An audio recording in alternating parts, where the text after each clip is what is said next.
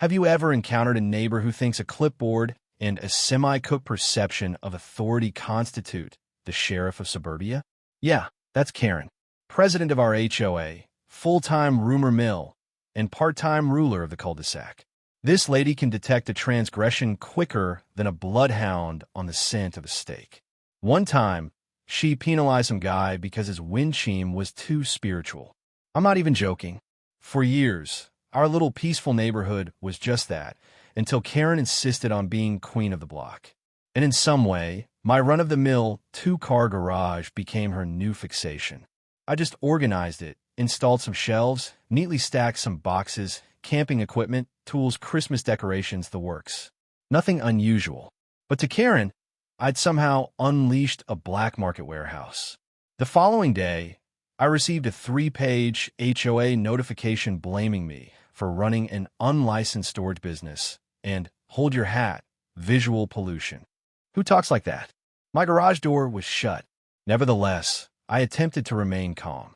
I emailed her back nicely, saying everything was merely personal items. However, logic does not work on people who thrive on controlling others. The very next day, she marched on my driveway with her measuring tape, phone camera, and that laminated HOA badge of hers that she likely pulled out of Canva. She began taking pictures of my closed garage door. I inquired as to what she was doing, and she replied, gathering evidence. Evidence of what? Having boxes? But she didn't stop. Karen actually filed a complaint with county code enforcement. I'm not kidding. She informed them that I was operating a commercial storage enterprise. When the inspector arrived, clipboard in tow, even he was perplexed. "Sir," he asked, "are you leasing out storage space?" I chuckled. "Unless you include Christmas lights, then no." He took in the surroundings and said, "This is the neatest garage I've come across all week." It turns out Karen had sent him a complete package, typed complaints, pictures, even a hand-drawn map indicating pretend customers parking in my driveway. She drew stickmen. The inspector just shook his head and said, "I've heard some crazy HOA complaints, but this could be the pettiest." As he was walking away, he quipped, "Seriously, maybe we should be investigating her." That stuck with me. You don't micromanage your neighbors that much unless you have something to hide. And boy, she did. A week later, I saw Karen's house had much more traffic than normal. Cars arriving at midnight, people pulling in with suitcases, kids I'd never seen before playing outside her house. At first, I figured she must have family members visiting. And then one evening, I saw a pair huddled in whispers on their phones giving directions as they rolled suitcases up her driveway.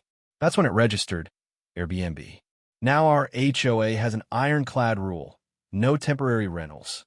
Guess who penned it? That's right, Karen. She preached to everyone about maintaining community integrity and keeping strangers away.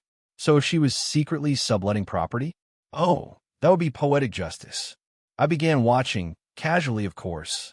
New guests arrived every Friday, departed every Sunday, and on Monday morning a cleaning crew would appear. One of them remarked, 3 more rooms to get ready for the next check-in. Rooms. Not 1, not 2, plural. And there it was, a phony no vacancy sign on her window. Miss HOA Morality was operating a full-fledged illegal motel. So I did what any good homeowner would do. I looked into it. I went on Airbnb, typed in our zip code, and voila, there it was. Cozy suburban retreat close to downtown, hosted by yours truly, Karen. Her profile picture was of her smiling next to our HOA community pool, the one we all pay for. She even had a 5-star rating. By then, I wasn't even angry. I was having fun. Karen had become her own worst enemy, the hypocrite of the year.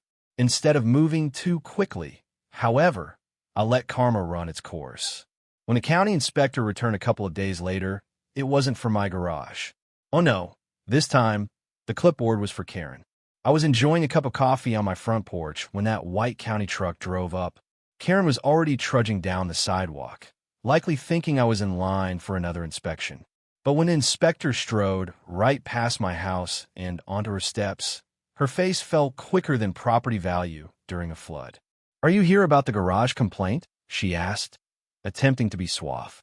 "Actually, ma'am," he told her, "we've had reports of unauthorized short-term rentals from this address." "Are you the manager?" The silence was so heavy you could hear her alarm building. Rentals? No, that's a mistake. I'm the HOA president, she asserted triumphantly, as if her title were diplomatic immunity. The inspector didn't even blink. He waved a printout, her Airbnb listing, 5-star rating badge, beaming face, and images of the HOA pool. If embarrassment were audible, it would have been a sonic boom. I was hiding behind my hedge, trimming bushes, but actually witnessing real-time karma in action. Karen stuttered something about community outreach programs. The inspector responded dryly. So you charge $250 a night for outreach? That hit her like a truck. We could look through her huge front windows and see suitcases, welcome baskets, and a Wi-Fi sign that read, "Welcome to Karen's place." It was like a 3-star motel staffed by denial. The inspector shook his head and called for backup. It turned out she wasn't just renting out her house. She'd also seized control of 3 HOA-owned guest houses around the pool. They were for events and parties. She had changed the locks and quietly posted them online. Whenever someone inquired about why the lounge was shut, she responded with maintenance. Maintenance, my foot, Marriott by Karen. By the afternoon, the county locked down everything with bold orange violation postings. It resembled a crime scene of poetic justice. Neighbors began congregating, faking walks, mowing the lawn, whatever it took to observe. Even aged Mr. Jenkins rolled out a lawn chair and leaned in and said, "Told you that woman was shady." That evening, the HOA board met in emergency session. The seats were all occupied. Folks taping, chatting sotto voce like it was a TV show. Karen entered appearing as though she was 10 years older, clinging to her clipboard as though it was a comfort teddy. Before she could say a word, the vice president presented her Airbnb posting on the screen. Gasps spread throughout the room. The treasurer stood and unveiled the accounting. All the Airbnb payments went directly into Karen's own bank account. She attempted to explain it as being for community fundraising, but when pressed as to why the HOA never saw a dime, she clammed up.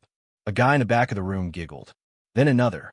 When the inspector, the same one she'd sent after me, came in to check everything out, the room lost it.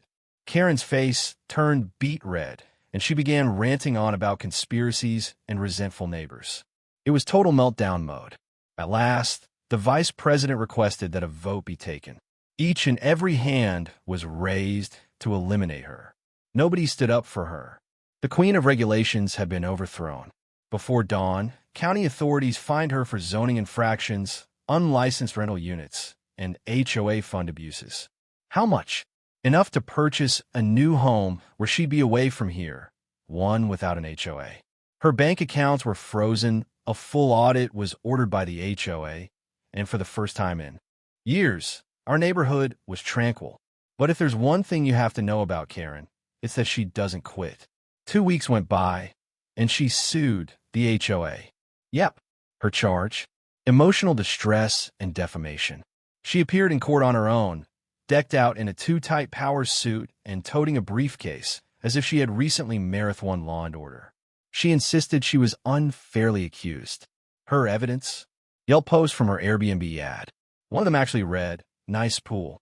Wish the host didn't watch us from her car." The HOA's lawyer matter-of-factly stated, "Karen, you can't sue the HOA for applying rules you authored." She shut down. "Well, that's unconstitutional." He let out a deep sigh. "Ma'am, you're not the government." The entire room burst out laughing.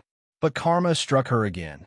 While rummaging through her old emails to prove her innocence, she inadvertently copied the HOA board her whole folder of tax documents, revealing more than $50,000 in previously unreported Airbnb earnings. Hours later, the county tax department had it. A week later, I observed from my porch as 2 black SUVs and a county van pulled up. This time, they came with a warrant.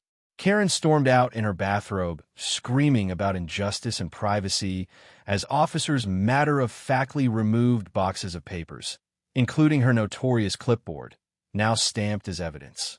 Turns out, she'd been cooking the books on HOA event funds, too. The lady who fined folks for trash bin infractions was operating an embezzlement side business.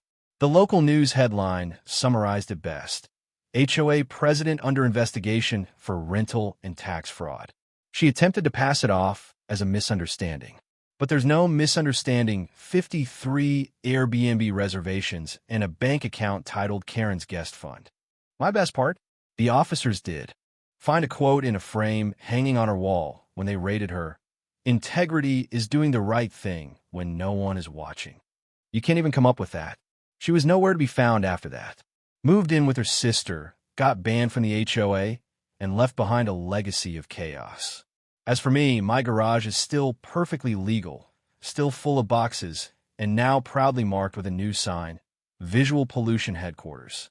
Every time I see it, I smile because sometimes karma doesn't need a courtroom. It only takes a nosy neighbor who chooses the wrong garage to interfere with. And that's how the HOA's most infamous tyrant turned into its greatest cautionary story. So if you enjoyed this story, subscribe to Neighbor Wars HQ, where justice always comes home.